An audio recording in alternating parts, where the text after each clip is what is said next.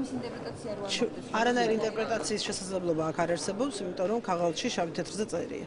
ხო, ვისაც შეუძლია კითხვა და მე წაკითხული შინაარსის გაგება, მე მგონი მარტივად გაიგებს და თუ არ შეუძლია ეს უკვე სკოლაში განათლების პრობლემაა.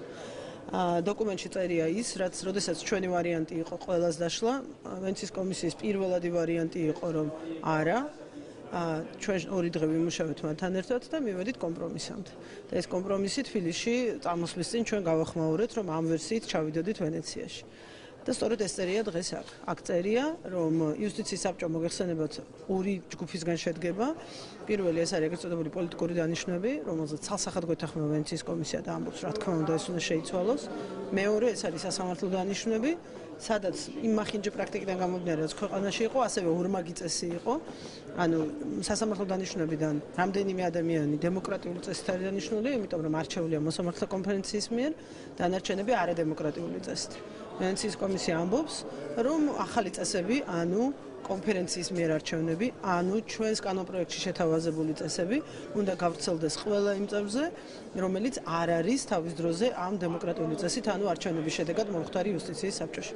ეს იმას ნიშნავს, პრაქტიკული ტერმინებით რომ ვილაპარაკოთ, რომ იუსტიციის წევრთა შემადგენლობის უდიდესი უმრავლესობა, ან შეგვიძლია ვთქვათ, რომ აბსოლუტური უმრავლესობა, 1-2 გამონაკლისის გარდა, ახალი ადამიანები იქნებიან, რომლებსაც აირჩევს ნაწილს პარლამენტი და მეორე ნაწილს მოსამართლეთა კონფერენცია. ამასობაში აირჩევს ფარული კენჭისყრით და აირჩევს ყველა სუფლებით იყოს არჩეული. და არა ისე როგორც ეს იყო მანამდე და ეს არის მთავარი მიღწევა ჩვენი კანონპროექტის, რომ იუსტიციის საბჭო უნდა წარმოადგენდეს მოსამართლეთა კორპუსს და არა სასამართლოს თავმჯდომარეებს, როგორც ეს მანამდე იყო, რომ შენი უფროსი სასამართლოში, მე იუსტიციის საბჭოში უფროსად გვხვდებოდა. ამას დაეთანხმა ვენეციის კომისია, კი არ დაეთანხმა პირიქით მიასალმა და თქვა, რომ ეს არის ძალიან დიდი პროგრესი იმ სისტემიდან, რომელიც იყო. ერთადერთი კონსენსუსი, რაზეც ჩვენ მივახციეთ, იყო ის, რომ ის 1-2 წევრი, 2-ია თუ არ ვცდები, მაგრამ ეხლა ზუსტად რაოდენობა არ მახსოვს, რომლებიც კონფერენციის მიერ იყვნენ არჩეული, ისინი დარჩებიან. ჩვენ ამასთან პრობლემა არ გვაქვს, პირიქით ეს იყო ჩვენი გუშინდელი შეთავაზება მათთვის, ამაზე ოფიციალური წერილი არსებობს და ოფიციალური განცხადება, რომელიც მე აქ წამოსვლამდე თბილისში გავაკეთე. ამიტომ აბსოლუტურად 100%-ით ხელს ვაწერთ ამ დასკვნას და რა თქმა უნდა ამის მიხედვით ვიმოქმედებთ.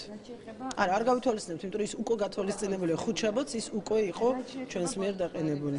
ხო, ეს საერთოდ ჩემის აზრით თავისთავად იყო ესეთი ახირების ნაწილიდან ჩვენი ოპოზიციის, როდესაც მათ მოითხოვეს, რომ მონიტორინგის კომიტეტზე, რომ მაშინ როცა კანონპროექტი უკვე მიღებული იყო და უკვე ვეტოს დაძლევის მექანიზმი იყო ჩართული, რომ ვენეციის კომისიას განეხილა. ეხლა აბსურდი გასაგებია. ვენეციის კომისია აკეთებს დასკვნებს უკვე მიღებულ კანონებზეც და რა თქმა უნდა მათ ეს მიიღეს, მაგრამ იქიდან გამომდინარე, რომ არანაირი შედეგი ამ დოკუმენტს ვერანაირი შედეგი ვერ მოყვება, ამ ადამიანებს ბუნებრივია არავინ არ ითხოვს, რომ უკან ციხეში შეაბრუნონ და ასევე წერია ამ დასკვნაში, არც და რა ძალიან მნიშვნელოვანია, მათი პოლიტპატიმრებად გამოცხადების ნაწილს ვენეციის კომისია არ ეხება, საერთოდ არ მსჯელობს ამაზე.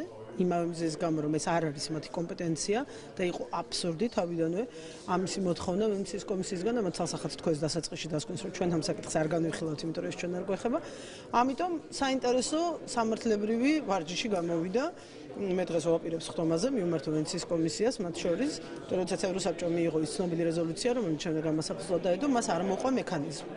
ამიტომ მე ვფიქრობ, რომ საქართველოს ძალიან დადებითი როლი ითამაშა ეს ამ დასკვნაშიც წერია იმაში, რომ სოფლიო თანამეგობრობამ დაიწყოს მუშაობა მექანიზმზე. ჩვენ მზად ვართ, რომ ჩვენი გამოცდილების გათვალისწინებით, მათ შორის იმ სამართლებრივი კაზუისტიკის გათვალისწინებით, რომელიც სახეზე იყო, ერთობლივად ვიმუშაოთ, მათაც დაეხმაროთ, ისინი ჩვენ და სხვა ქვეყნებს დაეხმარონ იმისათვის, რომ მექანიზმი იყოს უფრო დახვეწილი და ევროსაბჭოს რეზოლუცია არ დარჩეს კარგი ამბების დეკლარაციად, რომ პოლიტპატიმარი აღარ უნდა იყოს ციხეში, არამედ მოყვეს მას მექანიზმი, რომ რა უნდა მოხდეს იმისათვის, რომ აღარ იყოს ციხეში.